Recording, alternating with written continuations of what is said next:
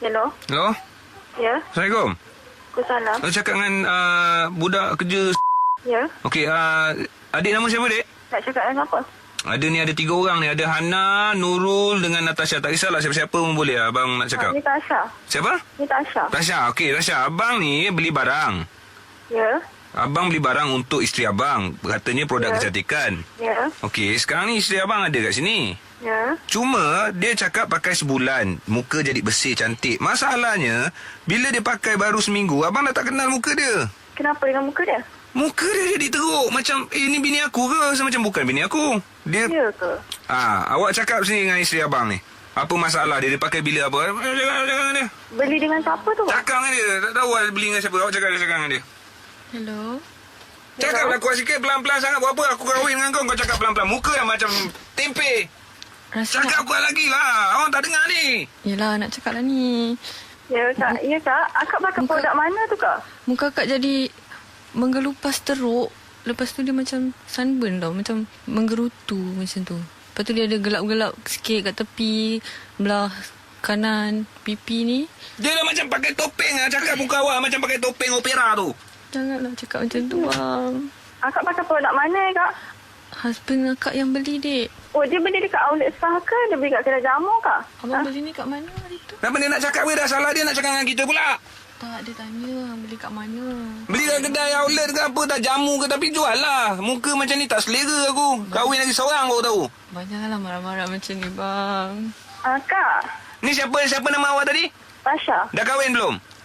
Belum. Umur berapa? Apa ni? Apa pun betul tak? Umur awak pun awak tanya orang buat apa? 20. Dah ada boyfriend? Tak ada. Abang beli produk tu dengan siapa, bang? Abang tanya awak jangan tanya abang balik. Muka awak macam mana? Cantik ke tak? Pernah pakai produk tu? Kan. Awak belajar dengan dia pakai produk tu macam mana? Belajar.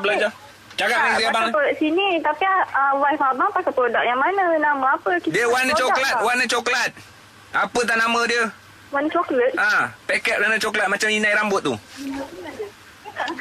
Okey, Encik. Boleh saya tahu? Awak siapa? Awak siapa? Saya supervisor dekat sini, Encik. Nama saya Zawawi. Zawawi, okey. Muka isteri saya pakai produk tu dah macam muka lelaki. Lelaki pula. Muka lelaki? Tadi melecur ni lelaki. Abang nak kahwin lah, abang cakap je lah. Dia beli apa? Produk apa tu? Saya yang beli, bukan dia yang beli. Saya yang beli produk tu, tak tahu apa nama dia. Paket tu pun kita dah buang.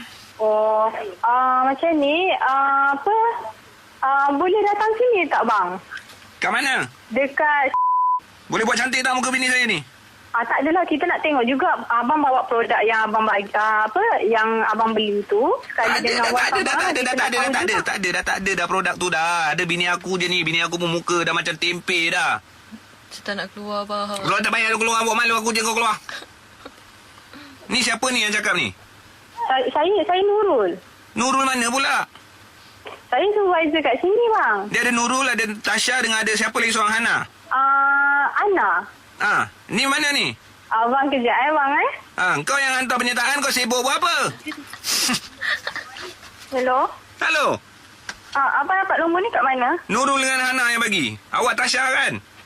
Ya. Dia yang hantar penyertaan dengan dia pun kena sekali. Buat apa? Kenapa? Kena panggil lah hangit. Oh. Panggil hangit lah.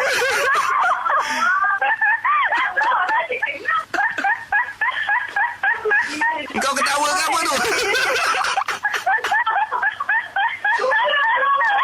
Tasha, Abang Eji rasa awak kena makan produk tu lah sebab awak punya ketawa dah teruk sangat dah tu. Ketawa teruk sangat. Macam burung kena sembelih.